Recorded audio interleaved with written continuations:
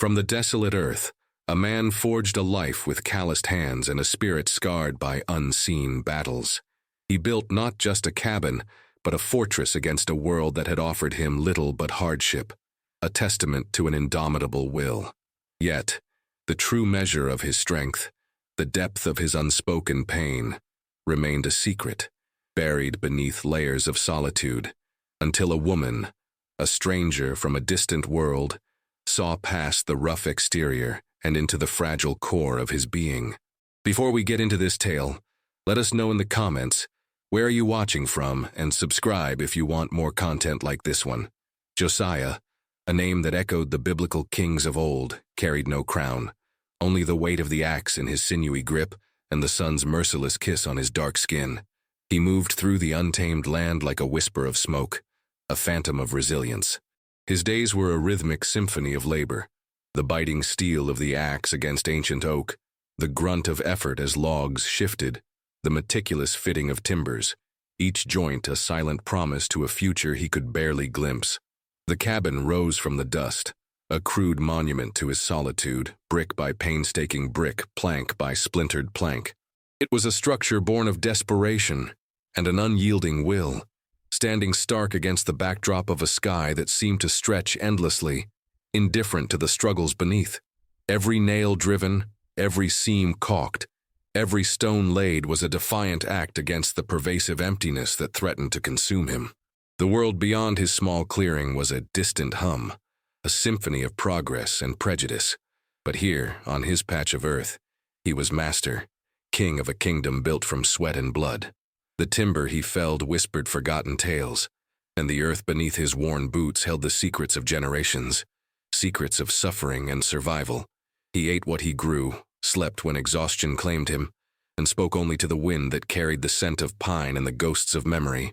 His face, etched with lines that told of untold hardships, was a mask of stoicism, rarely betraying the turbulent currents beneath. Yet, in the quiet depths of his eyes, a profound weariness resided, a landscape of unresolved conflict. The cabin was almost complete, a vessel waiting for a passenger it might never receive, a hearth yearning for a flame it dared not imagine. It stood, a silent question against the vast, indifferent landscape, a question of belonging, of worth, of the future for a man who had been given little, but who had built everything. The sun dipped below the horizon, painting the sky in hues of bruised purple and fiery orange, casting long, distorted shadows that danced like specters around the nascent structure. Josiah watched them, a familiar ache settling deep in his chest. He was a man defined by absence, by the things he had lost, by the people he had never truly known. This cabin, then, was not just shelter, it was an anchor, holding him fast against the relentless currents of a world still struggling to define itself in the wake of its own cataclysm. Its rough-hewn walls held more than just timber. They held a silent plea, a desperate hope for a different kind of life, one that might finally, irrevocably, be his own. The silence of the night was broken only by the chirping of crickets, a tiny, fragile melody in a world still finding its tune. The dusty road, a ribbon of parched earth winding through an unforgiving wilderness, carried not only the mundane but sometimes the utterly improbable. One sweltering afternoon, a vision of pale silk and urban refinement appeared at its edge, a stark, unsettling contrast to the rugged landscape Josiah had meticulously carved into existence. Laura stepped from the worn stagecoach, her delicate shoes sinking slightly into the powdered earth, a small, tightly clasped reticule her only companion. Her eyes, wide and searching, scanned the horizon for the promise that had been etched into the brittle lines of a letter, a promise of a new beginning, a husband, a home. What she found instead was Josiah, silhouetted against the nascent structure of his cabin, a figure as rough and unyielding as the very earth from which he sprang. He was not the gentleman of her imagined future, nor the comforting presence of a life she'd left behind. He was a force of nature, primal and unreadable, his gaze a deep, unsettling pool that seemed to swallow the light. Her breath hitched, a fragile bird caught in the cage of her ribs. The air thrummed with the unspoken questions that hung between them, heavy as the summer humidity.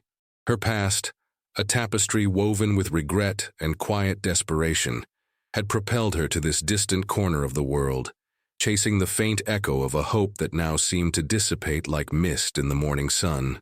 She had envisioned a quaint farmhouse, perhaps a few fields already tilled, a semblance of the domestic order she craved. Instead, she found a man wrestling a new life from the wilderness, a man whose hands spoke volumes of struggle, whose very presence was a challenge. He offered no immediate greeting, no welcoming smile. His eyes, dark and knowing, simply held hers, a silent assessment passing between them, an intricate wordless dialogue that exposed the chasm of their different worlds. The silk of her dress, a last vestige of her former life, felt suddenly alien, a glaring misstep in this wild, untamed reality. It was a garment for parlors and polite society, not for the untamed dust that clung to everything here, nor for the unvarnished truth of the man who stood before her. The weight of his gaze pressed upon her, a silent question, an accusation even. She had come seeking refuge, a quiet port in the storm of her own making, but this land, and the man who embodied its raw power, promised no such easy solace. It promised only what it had given him, the harsh beauty of existence, forged in fire and tempered by endless, relentless toil. This was not the gilded cage she had known, but a cage of raw, unyielding nature, and she, a fragile songbird, had flown directly into its heart. The sun beat down, an impartial witness to the quiet unfolding of their shared, uncertain future. The first few days were a dance of unspoken judgments and strained silences, a brittle truce held together by the thin thread of necessity. Josiah offered no instructions, no explanations, only the rhythmic sounds of his labor and the occasional blunt gesture. He pointed to the small makeshift lean-to he had erected for her, a flimsy shelter of canvas and rough-hewn posts, a far cry from the promised home. Her own words felt like fragile china cups, easily shattered in the face of his formidable taciturnity.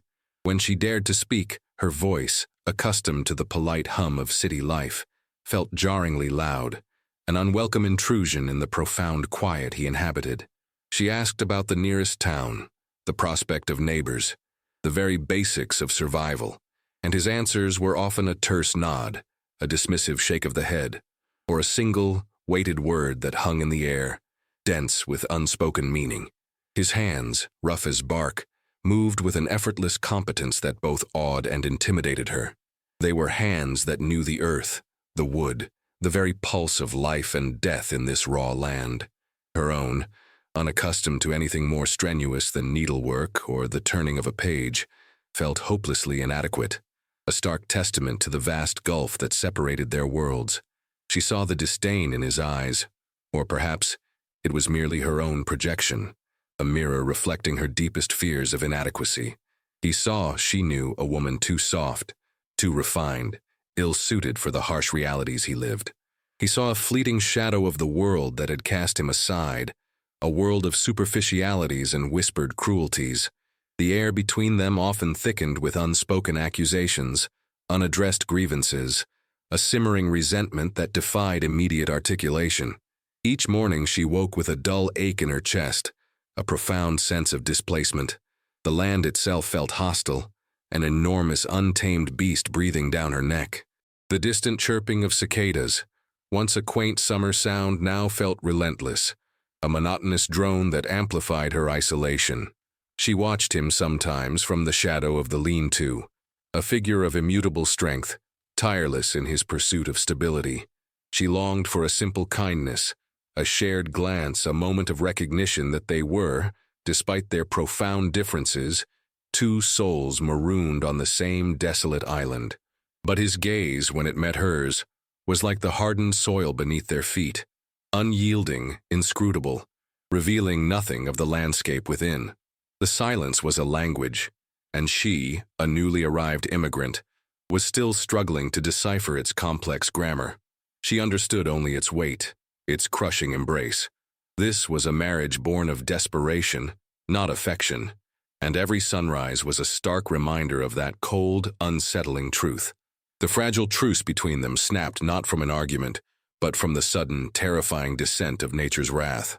A storm, violent and unannounced, gathered on the horizon like a bruised fist, its ominous purple advancing with terrifying speed. The wind howled, a banshee's lament tearing at the flimsy canvas of Alara's lean-to, threatening to rip it from its very moorings. Josiah, ever stoic, motioned for her to take refuge inside the still unfinished cabin, its roof a skeletal frame against the darkening sky. Rain began to fall, not in drops, but in sheets, each a cold, stinging rebuke.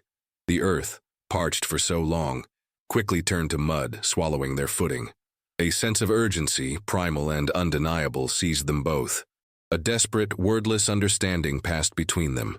Survival now dictated their actions, eclipsing the awkward chasm of their differences.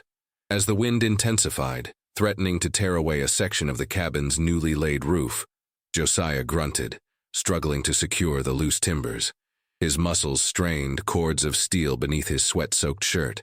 But the force was too great, the wind a relentless, invisible enemy. A thick beam began to give way, groaning ominously. Without a moment's hesitation, Alara, her hands still soft but now trembling with a newfound resolve, instinctively grasped the other end of the timber, pushing with all her might. Her small frame was inadequate against the raw power of the wind, but her presence, her unexpected intervention made a difference. Her eyes met his across the splintering wood, and for the first time she saw not disdain, but a flicker of surprise, perhaps even a nascent respect in their dark depths. A shared struggle, a battle against a force far greater than their individual selves, had forged a momentary, fragile bridge. The rain lashed down, blinding them, blurring the world into a chaotic symphony of wind and water. He barked an instruction, a guttural sound that cut through the tempest, and she responded, a tremor of fear mixed with a surge of adrenaline propelling her. They wrestled with the elements, two disparate beings united by the immediate, undeniable imperative to preserve the shelter that was meant to be their home. The storm raged, testing every joist, every nail, every fiber of their beings. In that crucible of shared danger, the societal masks they wore began to crack, revealing something raw, something human beneath. Her fear was palpable, but so was her unbidden courage. His strength was immense, but so was a quiet vulnerability in his strained grunts, a deep fatigue that hinted at burdens far older than the storm.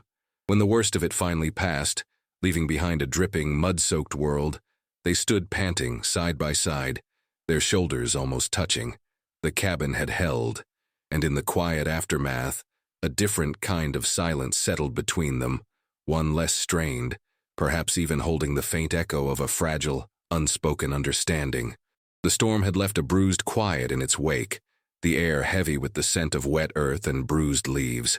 As Josiah moved through the damp clearing, assessing the minimal damage to the cabin, his gaze seemed to drift beyond the immediate landscape, pulled inward by an unseen current. His hands, still stained with mud and the memory of the storm's fury, suddenly felt impossibly heavy, carrying not just the weight of his labor, but the echoes of a different kind of storm. The image flickered, unbidden, a vast, swirling cloud of dust and acrid smoke, the thunder of hooves, the screams swallowed by the roar of cannons. He was a boy then, barely old enough to understand the brutal geometry of war, yet old enough to witness its devastation firsthand. The field, usually a vibrant tapestry of green, was a churning sea of mud and blood, the air thick with the smell of fear and gunpowder. He remembered the cold touch of his mother's hand, small and fragile in his own, as she pulled him through the chaos, her eyes wide with a terror that would forever be etched into his memory. "Run, Josiah. Just run." Her voice, a desperate whisper, carried on the wind, a mantra of survival. The memory was fragmented like shards of broken glass, each piece sharp with pain. A sudden flash of light, a deafening crack that seemed to split the very heavens. And then, silence. A silence more profound than any sound, a silence that consumed everything. When the ringing in his ears subsided, she was gone, vanished, swallowed by the earth or the smoke or the relentless advance of the blue-clad soldiers. He had run, just as she had commanded, his small legs pumping, his heart a frantic drum against his ribs. He ran until his lungs burned, until his vision blurred with tears and exhaustion, until the sounds of battle faded into a distant, mournful hum. He ran from the chaos, from the loss, from the impossible weight of being left behind. He ran from the man he was supposed to become, from the family he had lost, from the future that had been stolen. He ran, and he built walls, invisible and impenetrable, around his heart, a fortress against the kind of pain that could annihilate a soul. He learned to trust only the earth beneath his feet, the strength in his own hands, the silent, unyielding presence of the land itself. Humanity had proven fickle, cruel, transient. The ground, however, remained. The trees grew.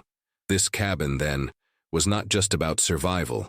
It was a desperate act of defiance, a refusal to be swallowed by the same void that had claimed his mother. It was a tangible expression of his struggle to anchor himself in a world that had ripped away his foundations. He had carried that emptiness, that raw wound, like a phantom limb, an ache that permeated every interaction, every silence. It was the bedrock of his stoicism, the root of his profound isolation. And now, this woman, Alara, stood on the edges of his carefully constructed world, an unwelcome reminder of a human connection he had long ago convinced himself he did not need, could not afford. The wet leaves dripped around him, each drop a tiny shimmering tear. Days bled into weeks, each sunrise painting the sky with the same indifferent strokes. Yet, beneath the surface, a subtle shift occurred. The shared ordeal of the storm, a baptism by fire and rain, had chipped away at the formidable silence between Josiah and Alara. He still spoke little, but his gestures became less abrupt. His eyes, occasionally, held her gaze for longer than a fleeting second, a silent acknowledgement of her presence. She, in turn, began to understand the quiet rhythm of his life, the unspoken language of the land. She learned to draw water from the well without complaint, to mend clothes with nimble fingers, to prepare meager meals over an open fire, her movements growing less hesitant, more purposeful. The cabin, now fully roofed and taking on the semblance of a true home, became a shared space, however sparse. One evening, as the stars began to pinprick the vast canvas of the night, Alara spoke of her past, not of grand ballrooms or societal triumphs, but of quiet desperation, of a family fallen on hard times, of the suffocating weight of expectations, and the ultimate necessity that had driven her to this raw frontier. Josiah listened, his face illuminated by the flickering firelight, revealing nothing. Yet somehow, she felt his presence, a silent anchor in her storm of words. He did not judge, did not interrupt, only absorbed a bottomless well of silent understanding. It was a fragile bridge, built not of words but of shared vulnerability.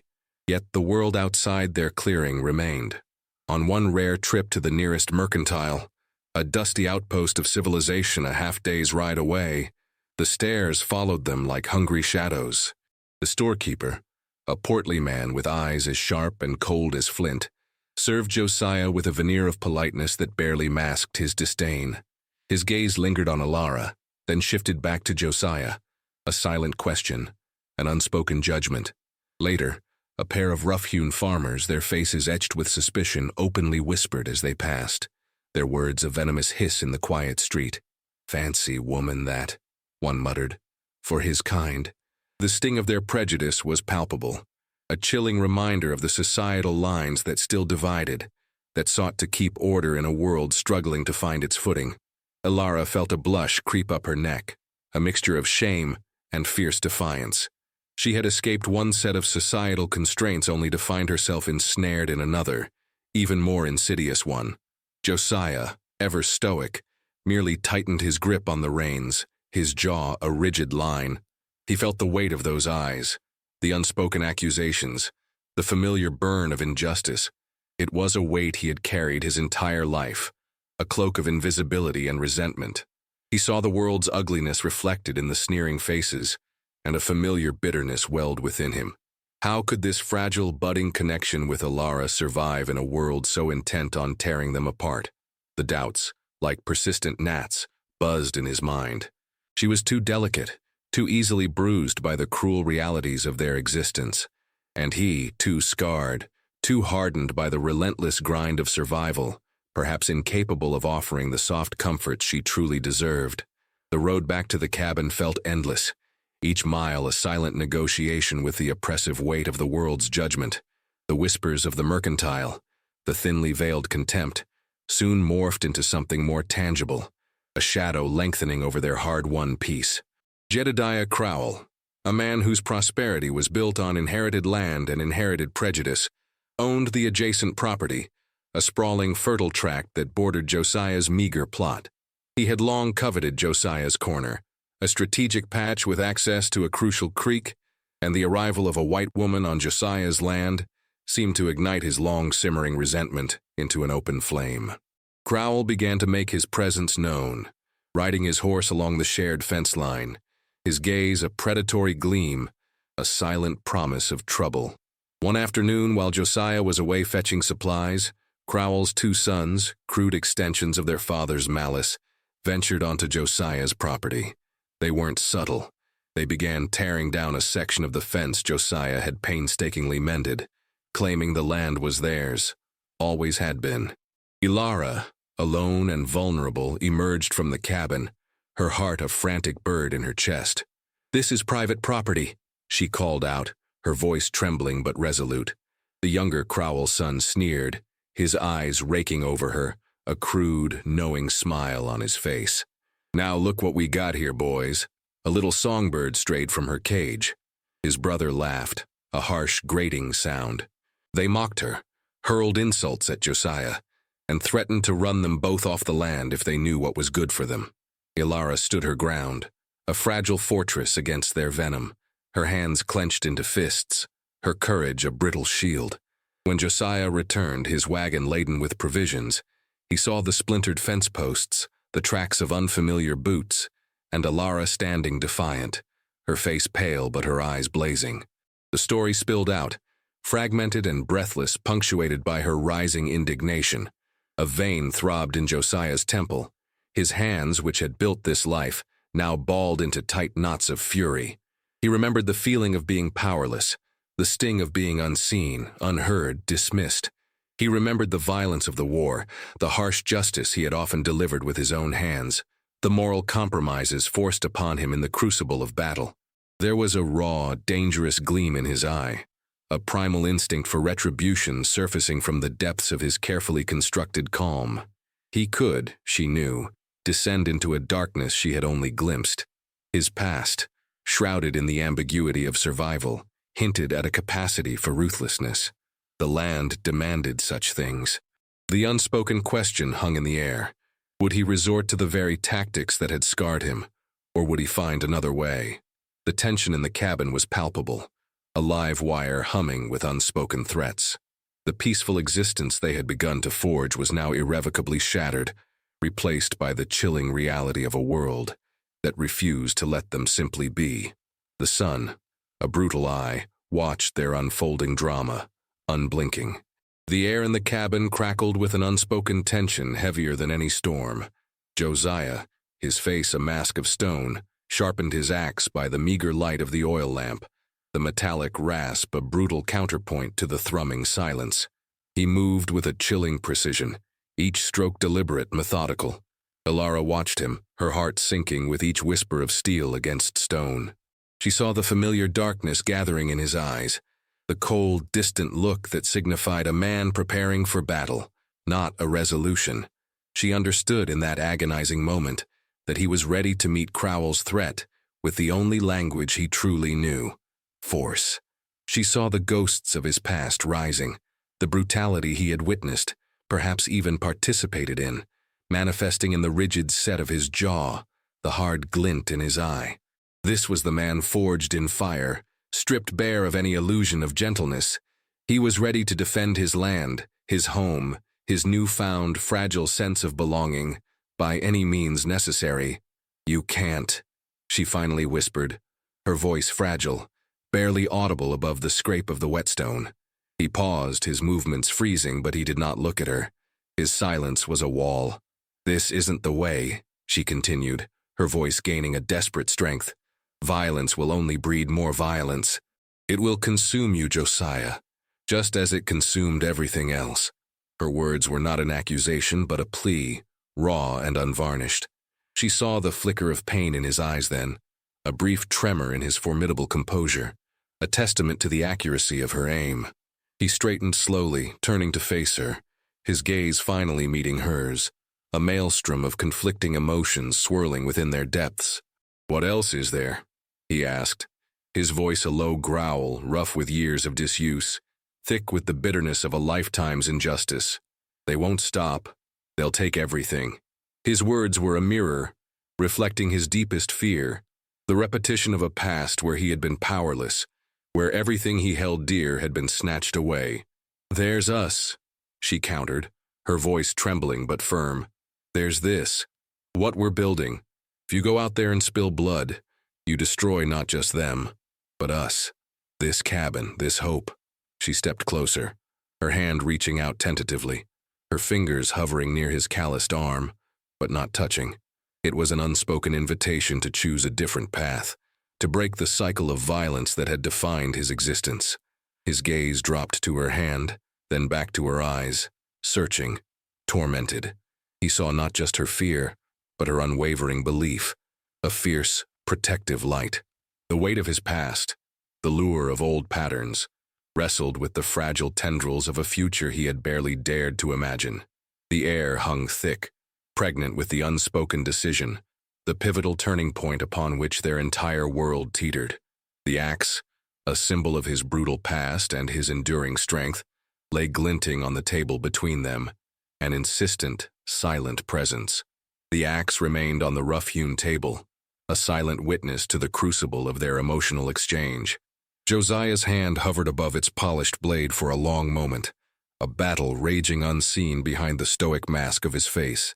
He looked at Alara, truly looked at her, perhaps for the first time without the distorting lens of his own pain.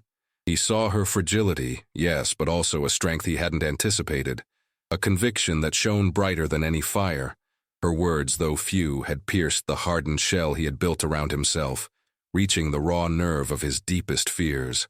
"What we're building, this hope."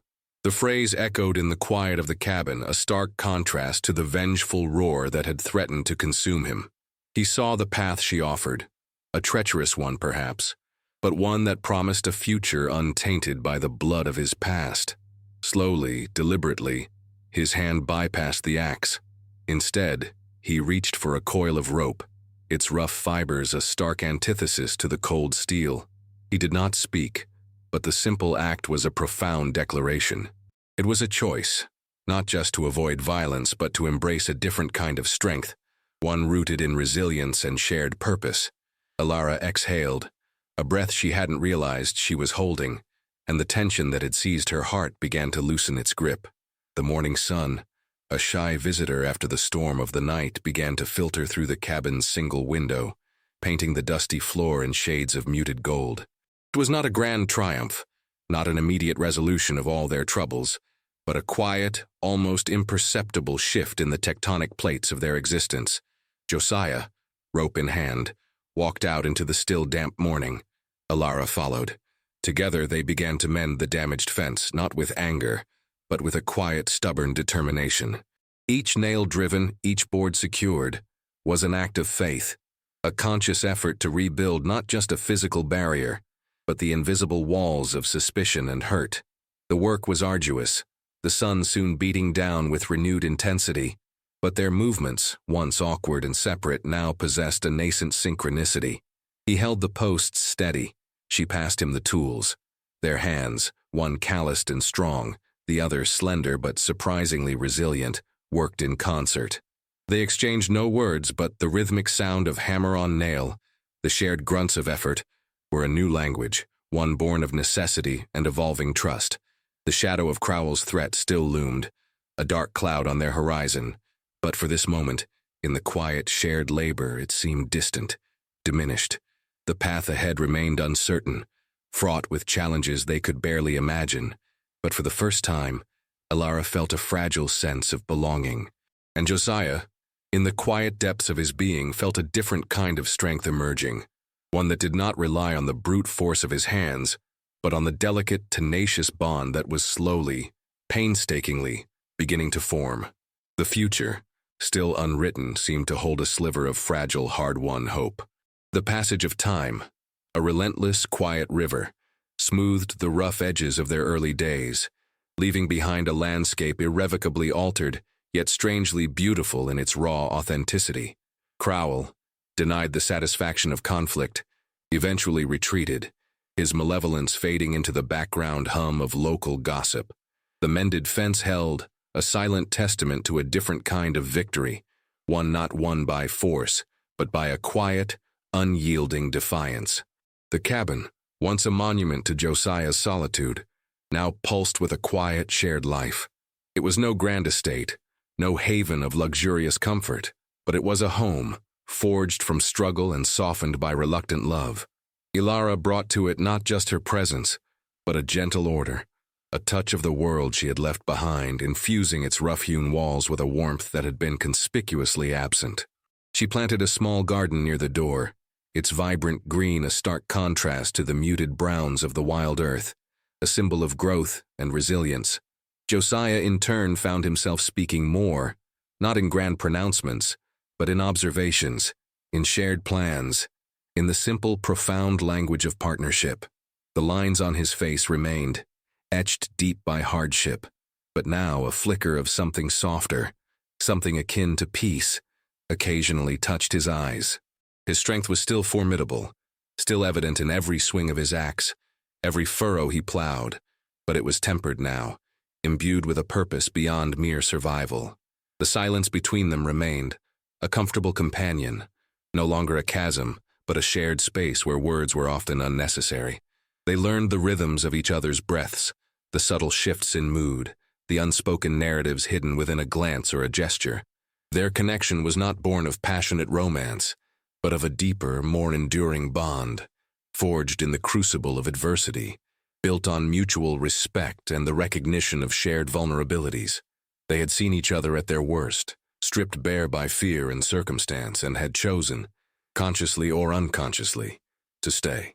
Their story was not one of easy triumphs, but of relentless perseverance. It was the tale of two disparate souls, flung together by the currents of a harsh world, who found in each other not a salvation, but a quiet, unwavering companion for the long, arduous journey. The scars remained, on the land, on their hearts, but they were no longer gaping wounds. They were the intricate patterns of a life lived, a life built, brick by hard-won brick, in the unforgiving embrace of a world still finding its own footing. As the seasons turned, painting the landscape in vibrant hues of hope and somber shades of winter, the cabin stood, a sentinel of their quiet resolve. It was a testament to the enduring power of human connection, a beacon in the wilderness, whispering that even from the most desolate earth, something truly beautiful could grow.